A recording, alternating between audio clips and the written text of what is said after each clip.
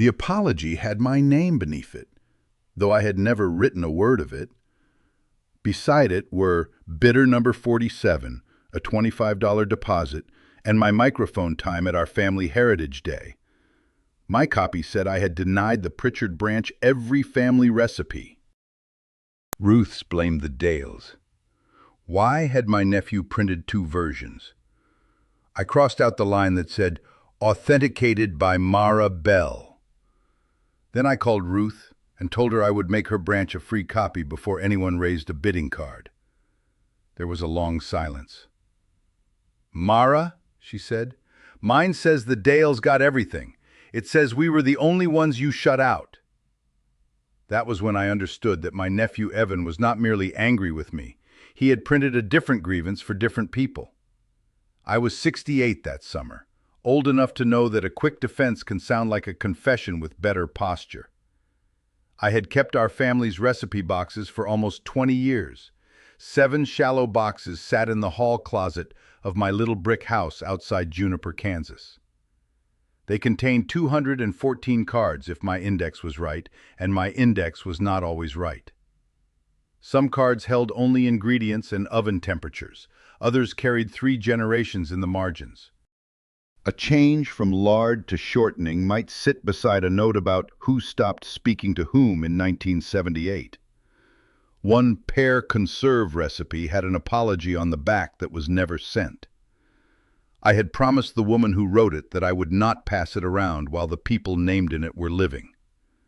That difference mattered to me. To Evan, it had begun to look like power. The boxes had come to me gradually.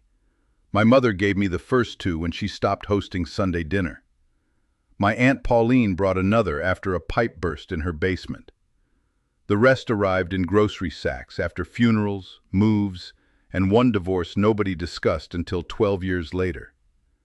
There had never been a ceremony naming me keeper. I was simply the person who dried damp cards between clean towels, returned loose pages to their proper folders, and answered the telephone when somebody needed the dumpling recipe before 5. For years, that arrangement seemed generous in both directions. Relatives trusted me with paper they could not bear to throw away. I gave them copies when they asked. But as the boxes grew, the requests changed. One person wanted everything written by a grandmother whose handwriting appeared across 4 branches. Another wanted the back of a card because she remembered seeing her father's name there. I began answering slowly because every answer seemed to create 2 more decisions. I never announced that I was overwhelmed. I said, "Let me look," and sometimes let 6 weeks pass. That silence was mine. It did not make Evan's catalog true, but it gave his story somewhere to stand. He was 41, my older brother's son, and the current coordinator of Juniper Family Heritage Day. The title sounded grander than the work. Heritage Day was one Saturday in a rented community hall, with music, folding displays, old photographs, and too much coffee. The 5-person planning circle chose a coordinator each year. Evan wanted this year to be memorable. He had announced a family archive auction, collected refundable $25 deposits for numbered seats, and printed 80 catalogs.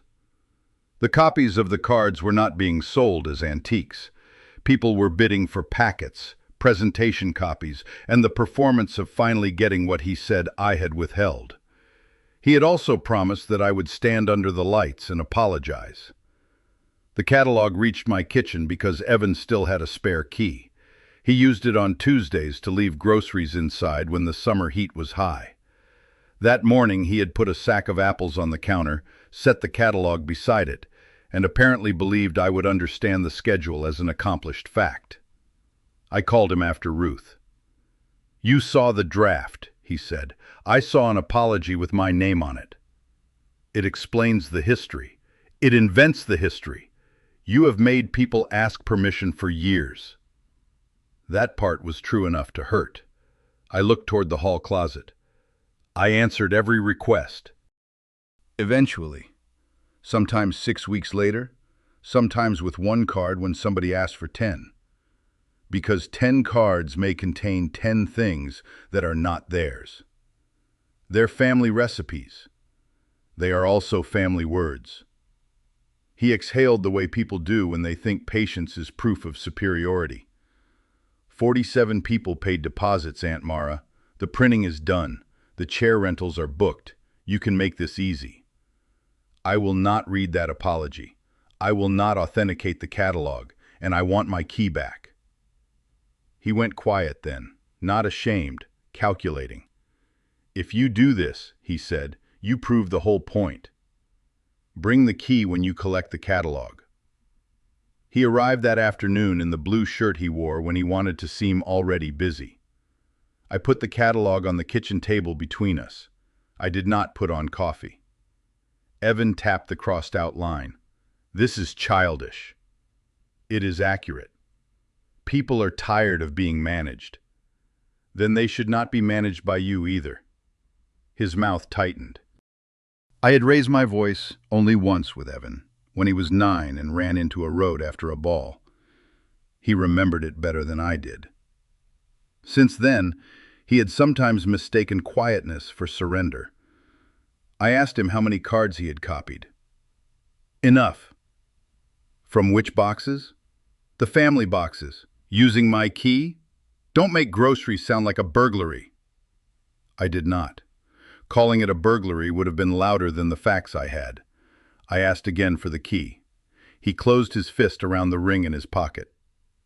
Take the microphone for 3 minutes. Say access should have been fairer. I will soften the language. I surprised both of us by saying, access should have been fairer. He stared at me. I was slow, I said. I thought being careful excused being unclear. It did not. But you do not get to turn that mistake into words I never wrote, or private notes people never offered. So you admit it. I admit my part. I do not admit yours. He stood. Heritage Day is 11 days away. Then bring my key back before that. He left with it still in his pocket. After he was gone, I read the apology from beginning to end. It said I had confused guardianship with ownership. It said my grief after my mother's death had caused me to close my hand around what belonged to everyone. It thanked Evan for having the courage to return our common table. The sentences were smooth. They used words I might have used in a different order. That was part of what made them ugly. A clumsy lie is easy to reject. A careful lie asks you to admire how well it has dressed itself. At the bottom, beneath my printed name, was a line for my signature. I tore nothing. I placed the catalog in a large envelope and wrote the date on the front. I did that not because I expected a trial or an investigation, but because anger had made the room feel unsteady, and labeling one true thing helped. The community hall smelled of floor wax and cardboard when I met Helen Ames the next morning. Helen chaired the planning circle. She was 72, narrow as a bookmark, and had the useful habit of asking what a person wanted done before deciding whether she believed their reasons. I gave her 1 page. It said I would not speak, sign, endorse, or authenticate material at the auction. It did not accuse Evan of theft. It did not mention ownership. Those were bigger words than I needed. Helen read it twice. If you want me to cancel the auction because your nephew is rude, she said, I cannot. I don't. If you want me to decide who owns 200 recipes, I certainly cannot. I don't want that either. Then what do you want? Freeze new deposits. Keep the old ones untouched. Let me put a free reading table at the back of the hall with copies people can actually take. If the auction still makes sense after that, the room can decide. 2 other volunteers were sorting tablecloths nearby. They stopped without pretending they had not. Helen folded my page along its existing crease. Evan promised live authentication. His floor plan also assumes at least 10 confirmed bidders. Fewer than 10, and the rental company takes back the extra chairs before we open. Then make those the conditions. They already are. He wrote them into his own planning sheet. That did not feel like victory. It felt like a narrow bridge I had not built. Helen held up one finger. A free table cannot be an empty promise, Mara. Bring me something legible by rehearsal, not all 200 cards, something honest. How long? 6 days. She froze new deposits that afternoon. The 47 already collected stayed in the event account. Nobody spent them. Nobody called them damages, winnings, or proof. They were $25 from each person for a seat at an event that might not occur. When I got home, I changed the code on the side door. Ruth came at 5. She was 61 and had spent most of her life avoiding family committees with notable success. She placed her catalog on the table. Its cover note said the Pritchards had been denied access because I favored the Dale branch. Mine said the opposite. "He has always liked symmetry," she said. "This is not symmetry." "No, but it is neat." We opened the first box. I had stored the cards upright in labeled folders. The labels were mine, added years after the recipes were written. Ruth watched me turn past 3 cards before lifting the pair conserve. "That's Grandma Elsie's hand," she said, "on the front." I turned it over. The back held 4 lines from Ruth's mother, written after a Christmas argument. The apology had never reached its intended person. Ruth read the first line and looked away. I didn't know that existed. "She asked me not to circulate it." "She's been dead 9 years. The person she wrote about is not." Ruth touched one corner of the card, then drew her hand back. "Can the recipe go without the apology?" That question did more to change the week than any speech I could have made. The next day we took the card to the Juniper County Library, the low, tan building beside the post office, where the scan room was the size of a pantry. Nadine Cho managed the room. She agreed to show us the scanner and keep an eye on the handling. She would not decide what belonged to which branch, what was private, or who had been fair. "I can help you keep paper flat," she said. "I cannot keep a family flat." That was the only clever sentence anyone offered all week, and Nadine seemed embarrassed after she said it. We made a clean transcription of the pear conserve recipe. On a red slip, I wrote that the reverse contained words excluded by a promise to a living person.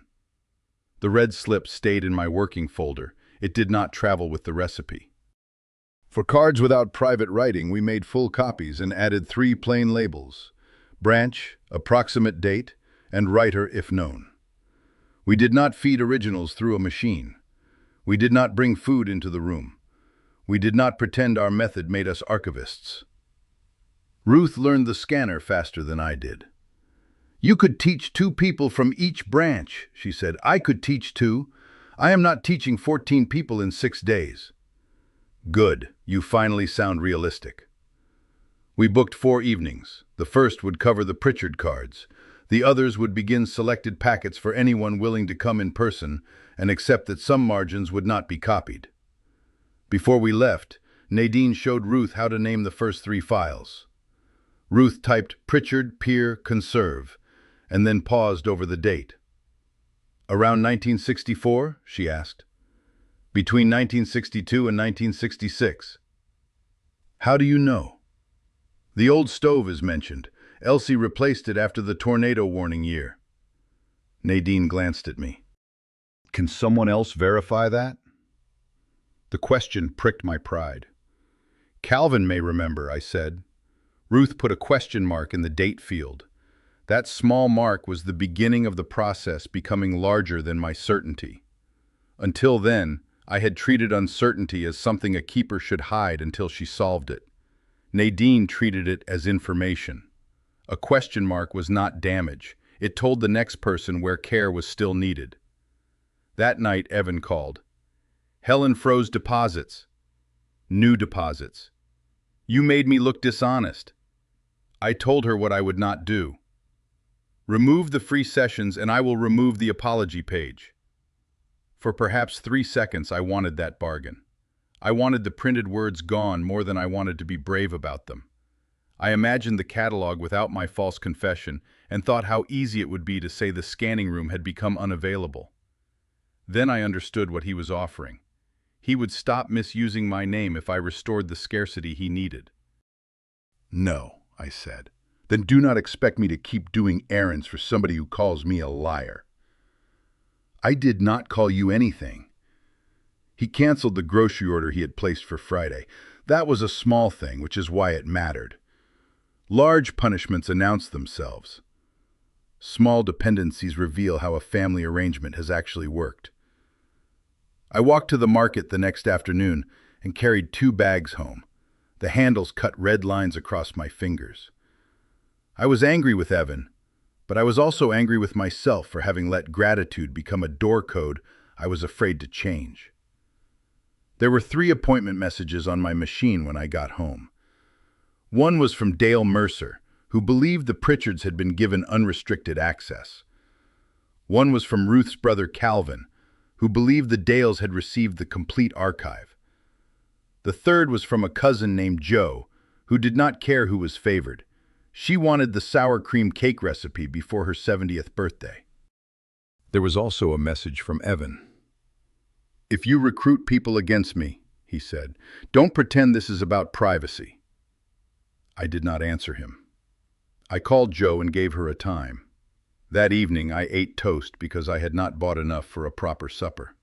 It would be easy to make that sound noble. It was not. I had forgotten how heavy canned goods became after the second block, and pride kept me from calling Ruth back. At 9, she arrived anyway with a folding cart she no longer used. "This is not payment for a recipe," she said before I could object. "It is a cart. I can buy my own, then return this after you do." She left it by the side door and did not ask for the new code. The distinction was almost painfully simple. Help could arrive without entering every room. A favor could have an end. At our first kitchen session, Dale and Calvin arrived 7 minutes apart. Each looked offended to find the other there. "I thought appointments were private," Calvin said. "The notes are private," I told him. "The access terms cannot be." I placed the branch index on the table. It was nothing impressive. A school notebook contained page numbers, surnames, writers, and uncertain dates. Some entries had question marks. Some names were crossed out and corrected. I had guarded it as if its untidiness were evidence against my care. "You can see the map," I said. "You cannot turn private slips face up. You can request cards connected to your branch.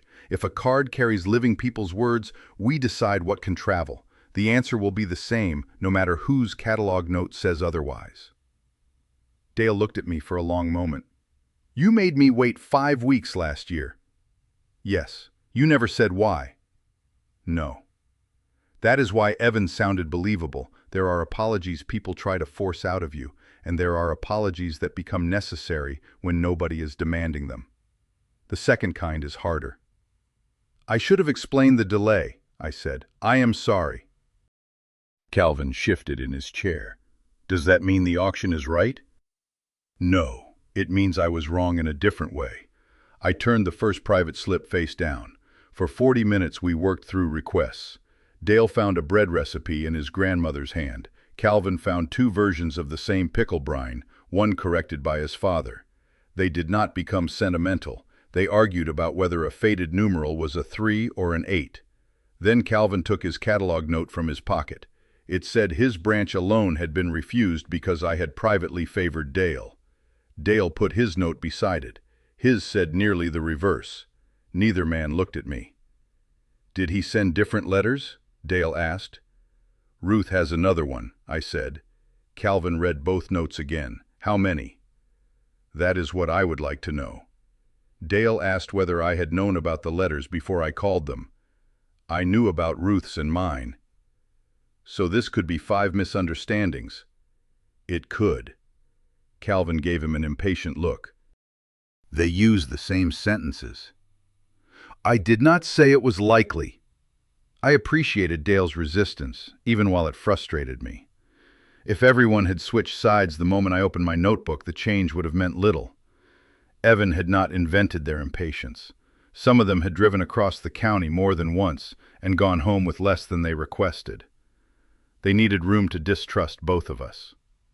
We agreed that nobody would call the catalog notes proof until more recipients chose to show their own. I wrote Ruth's number on a plain card and gave one to each man. The next comparison would belong to them. The library meeting table held 5 catalogs 2 nights later. Nobody had stolen them or searched an account. Each adult brought the paper mailed or handed to them. Ruth came. Dale and Calvin came. Joe brought hers folded inside a church bulletin. A cousin from the Ames branch named Leonard arrived 20 minutes late and refused to sit until Nadine pointed out that the library chairs belonged to no branch. I asked each person to read only the sentence about access. Ruth's note said the Dales had everything. Dale said the Pritchards had everything. Calvin said Mara had chosen the Mercers over his side. Joe's said certain relatives already enjoyed kitchen privileges. Leonard said the auction was necessary because no branch had ever been given a complete copy. That last one may be true, I said. Ruth looked at me sharply. No branch has a complete copy, I continued. I do not have a complete copy. I have original cards in boxes, an index with errors and promises I made to people. Evan has turned incomplete access into exclusive access. They are not the same. Leonard still favored the auction. It is fast, he said. People bid, the money helps next year's event, everyone stops arguing. Not everyone wins a bid, Joe said. Then make more packets. From cropped copies? Ruth asked. With whose notes? Leonard leaned back. At least bidding is visible. Mara's decisions happened in a kitchen. He was right about visibility. I had thought privacy was always quieter and therefore kinder, but private decisions can feel arbitrary to the person waiting outside them. The new process needs written terms, I said. Written by whom? He asked. Not only me. That answer did not win him. It did, however, keep him at the table. He volunteered to list questions the branch representatives would need to settle after Heritage Day. Who scheduled sessions? Who kept the correction log? What happened when a card connected 2 branches and when I could stop? The last question was his, not mine. You could decide to close everything again, he said, or you could decide I must do this until I die. For the first time that evening, Leonard smiled. Put both risks on the list, he said. I could feel the room beginning to pull me toward the center, where I would explain every card and become the authority Evan said I wanted to be. So I stepped out of it. Do not defend me, I said. I was slow, I was unclear. Some of you have reasons to be angry. If the auction seems fair after you see the free table, sit in a bidder chair. If it does not, don't. I will not ask you to choose me. Ruth gathered the 5 notes. We don't need to choose you, she said. We need something true to carry. The next scan evening almost undid my confidence. Dale had requested a correction card for his mother's dinner rolls. I found one under the Mercer label and announced that my memory had been right about the writer. Ruth checked the session log. Mara, this says Delia, not Dahlia. The ink was faint. I leaned close. She was right. Delia belonged to a different branch. For 20 years I had believed my value lay partly in knowing such differences without checking.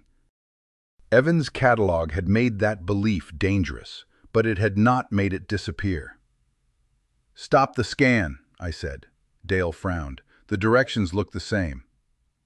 They may be, the context is not. We removed the page, corrected the index, and wrote the mistake into the session log. That cost us nearly an hour because we checked the other labels from that folder. We had planned to prepare complete packets for 3 branches. We reduced the public reading table to 12 clearly sourced examples instead. Cutting the table hurt more than correcting the name. 12 copies looked meager beside 80 glossy catalogs. I could already picture Evan pointing at the difference. His complete-looking promise at the front, my unfinished truth at the back. Ruth spread the 12 pages across the table. Each one can survive a question, she said. People do not come to ceremonies to ask footnotes. No, but they know when somebody lets them.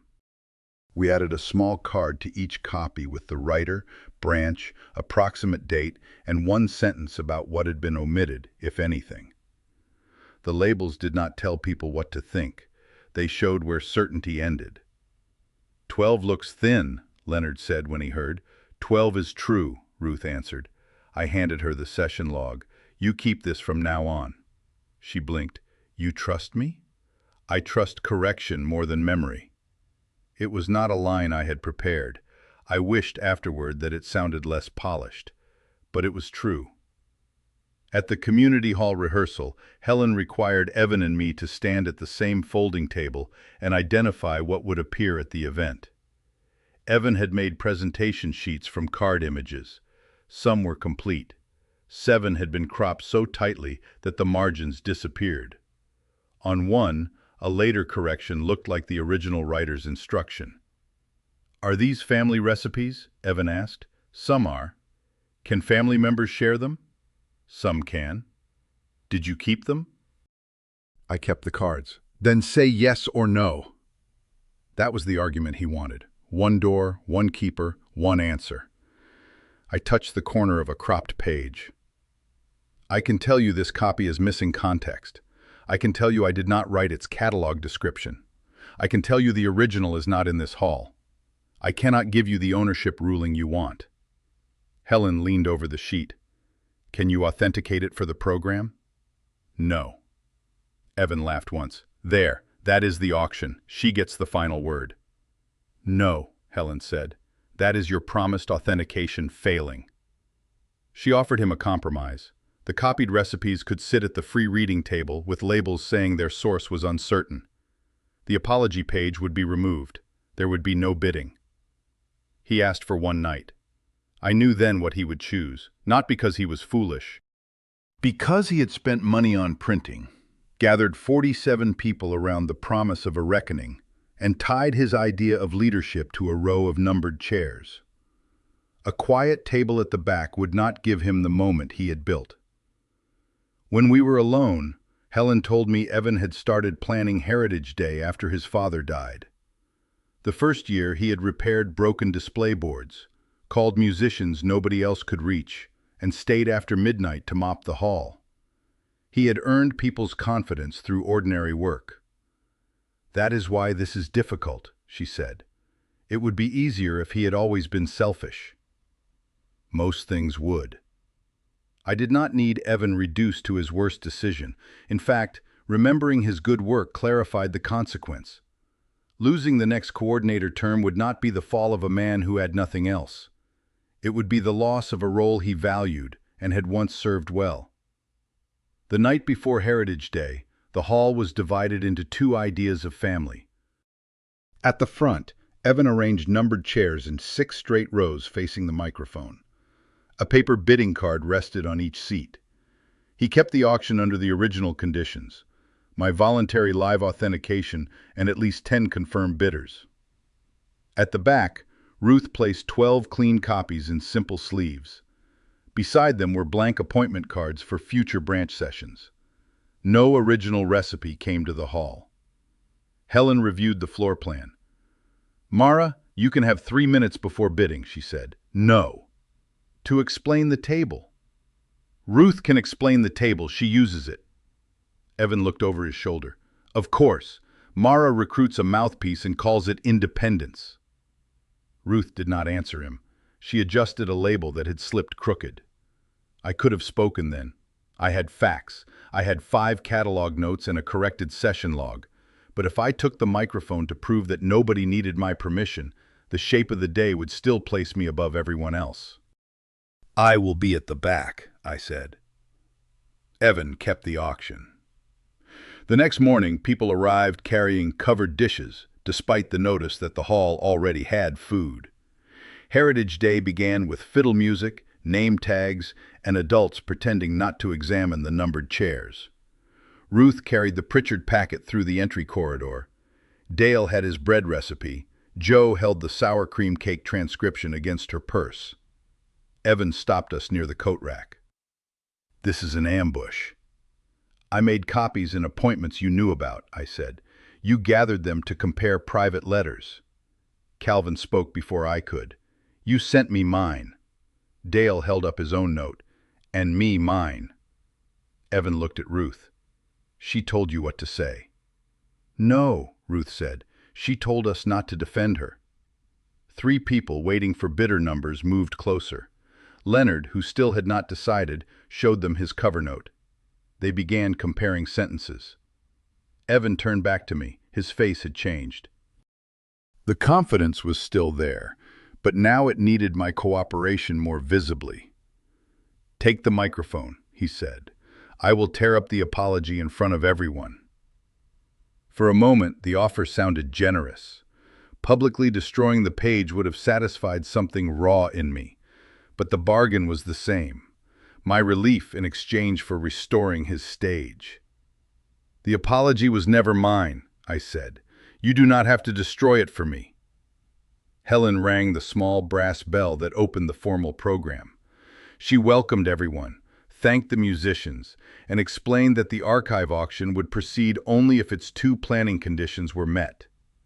She did not describe our family conflict. She did not call anyone dishonest.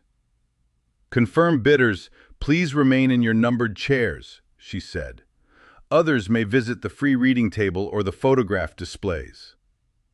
The room moved slowly at first. Ruth walked to the back and placed her packet beside the blank appointment cards. Dale followed. Joe went with him, then returned to pull her sister by the hand. 2 people left the bidder row to read the catalog notes Leonard had laid side by side. I stood near the rear wall holding one clean transcription of Pear Conserve. Evan took the microphone. "Before people misunderstand," he began, "this event was created because one person controlled access for years." He looked at me. Helen looked at me too.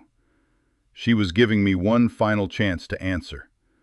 I carried the transcription to the reading table. That was all. Chairs scraped behind me. 1 person stood, then 4. A man in bidder chair 47 took the number from his lap, read the free appointment card, and joined the line at the back. Evan kept speaking, but the room no longer arranged itself around his explanation. When the movement stopped, 3 people remained in numbered chairs. Helen counted them without drama. "The auction segment will not open," she said. "Deposits will be returned by the same method they were paid. We will continue with music and family memories at 11. There was no cheer. That mattered to me. A cheer would have turned the cousin's choice into my performance. Instead, there was the ordinary noise of people deciding what to do next. A woman folded her bidder card and used the blank side to write an appointment time. 2 brothers who had not spoken at the entry door bent over the same scanned page. One of the 3 people who remained seated asked Helen whether staying in the chair meant she could not visit the table later. "It means only that the auction did not open," Helen said.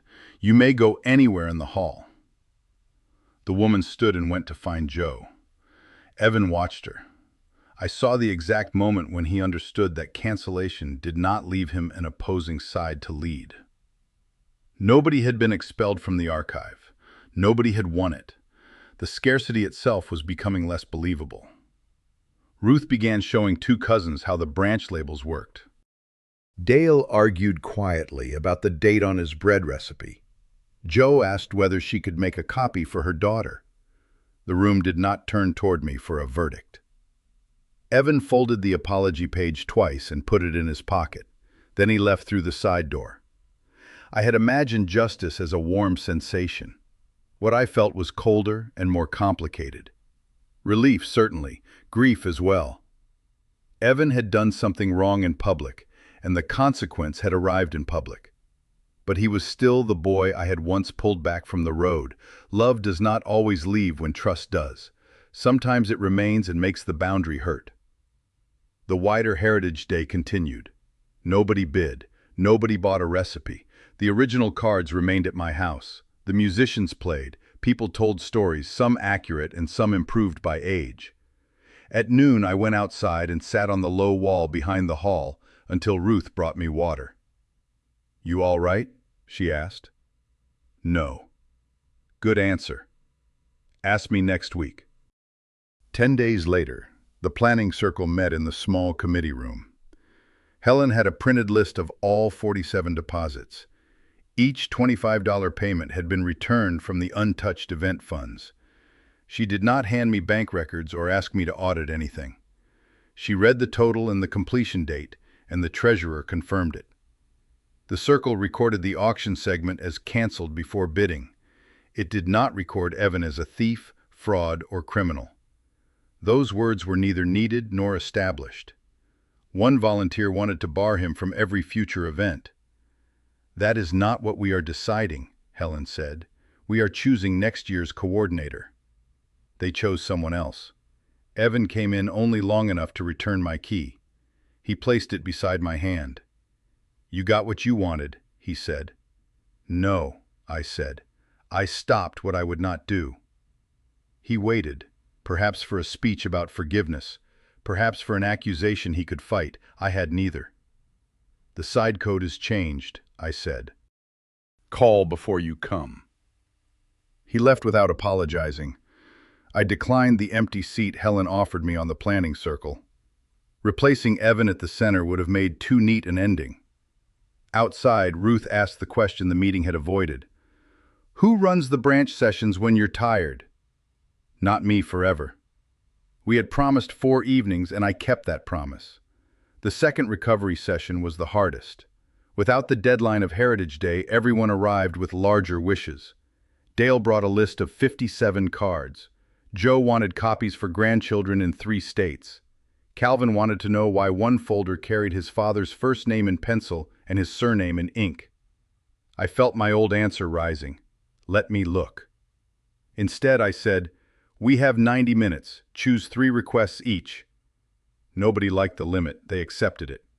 Ruth ran the log while I answered context questions. When I did not know, we marked unknown. When 2 branches wanted the same card, both received the same clean copy. When a private margin could not be separated, the request remained open instead of becoming a secret denial. The work became slower and more honest at the same time. 6 weeks after Heritage Day, the library scan room was crowded with 6 adult representatives, one from each branch that had chosen to participate. 36 recipes had clean branch copies. Some cards remained unavailable because their private notes could not be separated cleanly. Some remained simply because nobody had processed them yet. That incompleteness no longer frightened me. We wrote a 1-page family practice in plain language. Sessions would be scheduled. Originals would stay boxed at my house for the time being. Branch copies could circulate. Notes about living people would not be passed on without permission.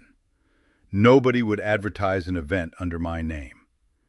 It was not a legal settlement. It did not decide ownership.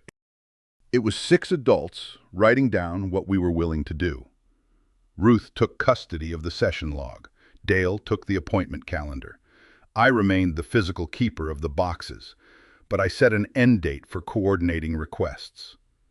Then Leonard asked about photographs. "We could start a second project in September," he said, "and there are letters in your bottom drawer." Everyone looked at me. The old part of me warmed at being necessary. "The photographs can wait for somebody who wants that project," I said. "I am finished after tonight." "But you know the names." "Some of them. I can answer a specific question. I will not run another archive." There was disappointment. It did not become disaster. At 8, Nadine switched off the scanner. We returned every card to its folder and every folder to its box.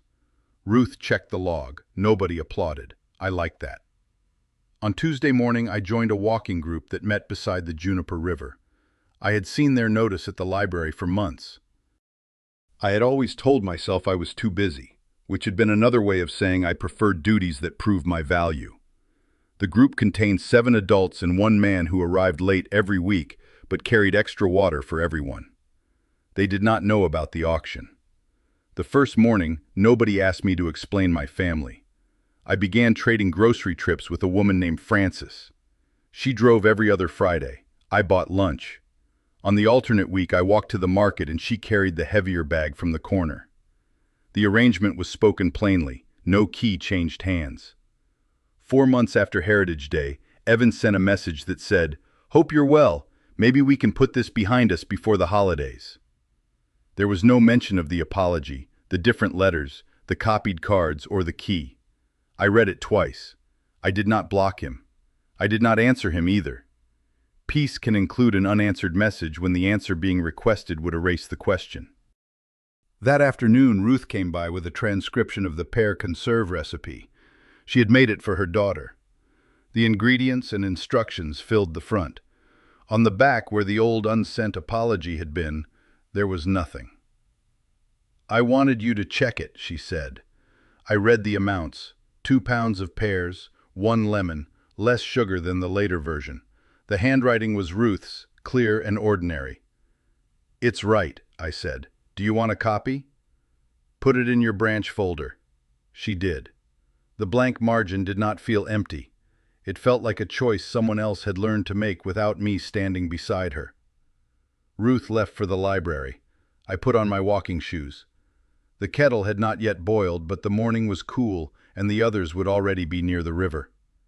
I stepped outside before the whistle.